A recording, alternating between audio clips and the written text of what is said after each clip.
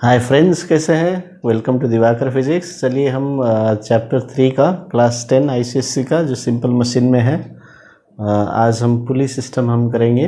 तो आज इस वीडियो में आपको सिंगल फिक्स्ड पुली के बारे में सब कुछ आपको मालूम चल जाएगा, all aspects required for ICSC exam. ठीक है, तो सबसे पहले आपको देखना है ये पुली होता क्या है। Okay, so it is a simple machine. Okay, so it is a metallic और वुडन डिस्क।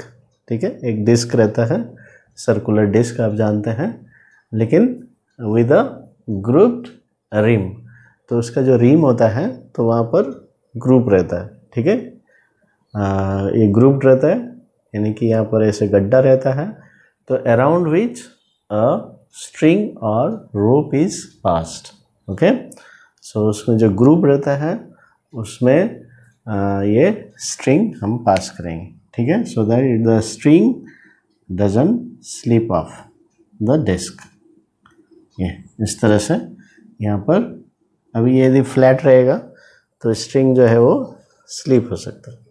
ठीक है, तो ऐसे ग्रुप रहता है तो यहाँ पर ये स्ट्रिंग उसमें फिक्स रहता है। सो यही है pulley. So it is a simple metallic और wooden disc, circular disc. Okay, अभी पुली को बहुत अलग अलग तरीके से यूज कर सकते हैं। तो हम एक ही पुली के बारे में पढ़ेंगे पहले, फिर बाद में कॉम्बिनेशन के बारे में पढ़ेंगे। सो सिंगल फिक्स्ड पुली क्या है कि ये तो सिंगल है तो वन पुली हो गया। ठीक है, अभी फिक्स्ड बोलते हैं इसको। तो फिक्स्ड का मतलब क्या है, जैसे ये है रिजिड सपोर्ट। ठीक है, और ये है फ्रेम, और यहाँ पर ये एक्सल बोलते हैं इसको, और ये हो गया डिस्क हो गया, है ना, पुली सिस्टम। अब इसमें ये स्ट्रिंग या रोप हो गया। अभी जो फिक्स्ड बोलने का मतलब क्या है, सो फिक्स्ड का मतलब ये नहीं है कि ये एकदम घूमेगा नहीं। Okay, it has to rotate, लेकिन फिक्स्ड का मतलब है a pulley which has its axis of rotation stationary, that is fixed. Axis of position of axis of rotation is fixed. So ऐसे भी लिख सकते हैं, pulley which has its axis of rotation stationary in position, or pulley which has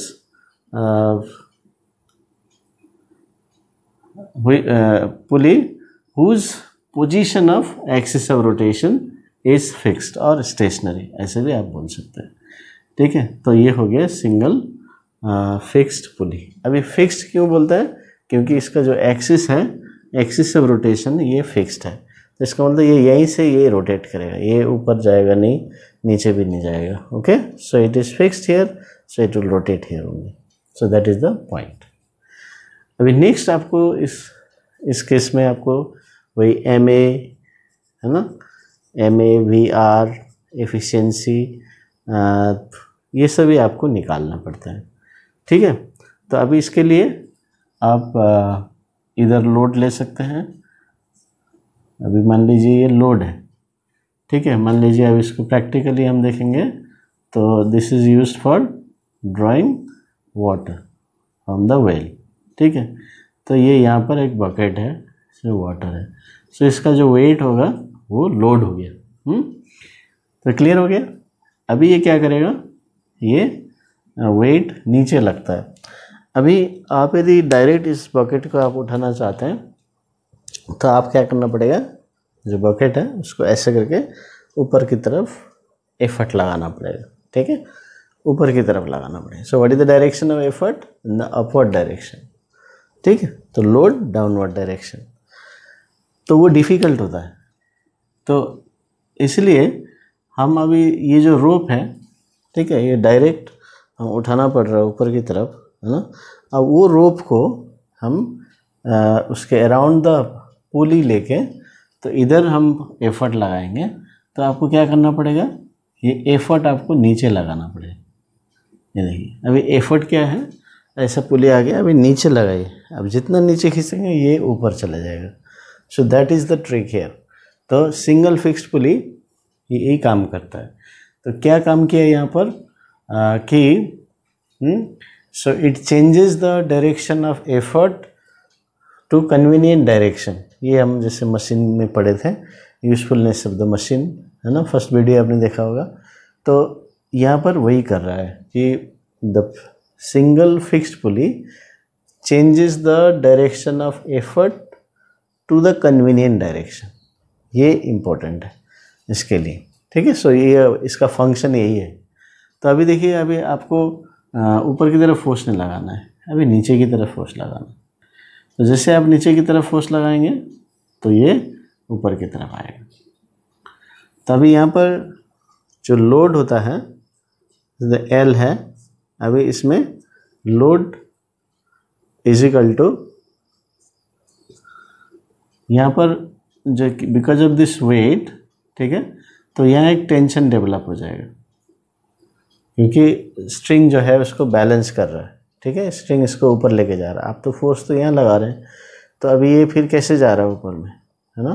तो ये due to weight this is stretched and that means the force on the stretched string rope is the tension.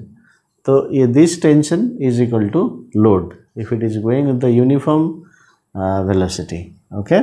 तो ये हो गया load is equal to tension. अभी effort आप जब नीचे लगाएंगे तो ये भी स्ट्रेच्ड हो जाएगा, तो हम बोलेंगे यहाँ भी ये tension on the string. So E is equal to T, ठीक है। तो L is equal to T और E is equal to T। So MA is equal to L by E, that is T by T। So 1 हो गया। So MA is equal to 1। अभी velocity ratio क्या होता है, DE by DL। अभी मान लीजिए ये इसको आप x डिस्टेंस नीचे खींचा, तो ये भी अब हम ले लेंगे, ये इलास्टिक स्ट्रिंग है ना। तो ये एज्यूम कर लेंगे, तो ये भी जो है ऊपर की तरफ उठेगा। तो DE गया x और x यूनिट, और DL गया, या सेंटीमीटर ले लीजिए, x centimetre. So x by x ये 1, ठीक है। तो अभी जैसे हमने वीडियो में देखा था पहले कि velocity ratio depends on the structure of machine. अभी ये वेलोसिटी रेशियो फिक्स्ड है, इसके लिए ये वैल्यू फिक्स्ड है, लेकिन मैकेनिकल एडवांटेज क्या होगा, ये चेंज भी हो सकता है, ठीक है। तो वो बाद में बात करेंगे, अभी जब एफिशिएंसी निकालेंगे उसके बाद बात करेंगे। तो एफिशिएंसी क्या हो गया, MA बाई VR। अभी MA बाई VR, MA हमारा है 1 एंड VR भी 1, तो 1 और 100%।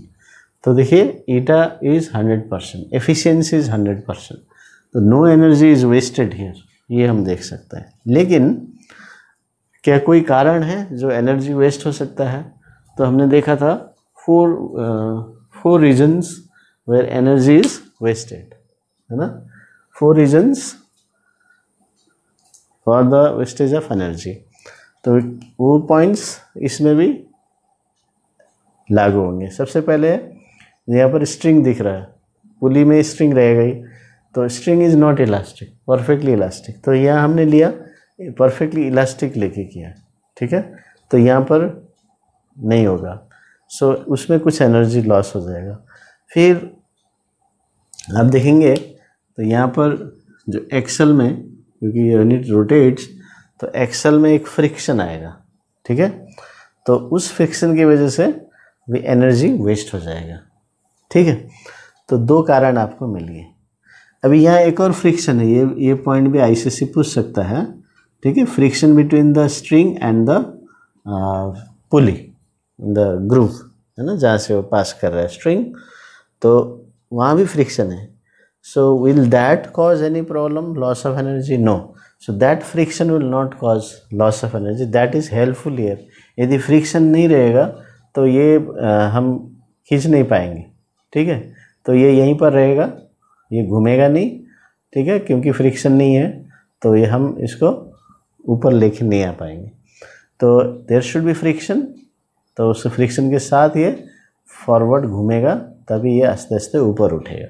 सो friction between the string and the groove, the pulley is useful here, but the friction in the axle is causing problem. So due to that, so ma is less than 1. अभी यहाँ पर हमने 1 लाया है, ये नेग्लेक्टिंग दिस कॉजेज. अभी हम actually ले लेंगे, हाँ, तो ma is less than 1 and VR1 fixed है, okay, for the machine. So that means efficiency will be less than 1 practically. अभी ICC में पूछ सकता है what are the energy loss or the cause of energy loss in single fixed pulley. तो आपको यहाँ पर ये 2 पॉइंट लिखने हैं, the friction in the axle and string is not elastic. ठीक है, ये हम लिख सकते हैं 2 पॉइंट्स. 2 पॉइंट से ज़्यादा का आएगा भी नहीं, तो इस तरह से हम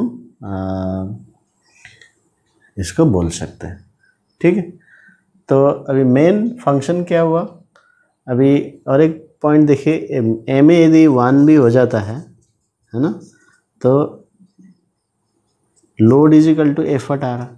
दैट मीन्स आप यदि इसमें 100 न्यूटन लगा रहे हैं तो ये 100 न्यूटन ही आप उठा पाएंगे. So no multiplication of force, both are equal. ठीक है, तो इसलिए this will not act as the force multiplier. तो M A is equal to 1, that means load is equal to effort, that means force is not multiplied. Then why is this pulley used, ये ICC का question था. तो क्या लिखेंगे आप. So why is this used. So single fix pulley is used to change the direction of effort to the convenient direction. तो ये आपका आंसर है.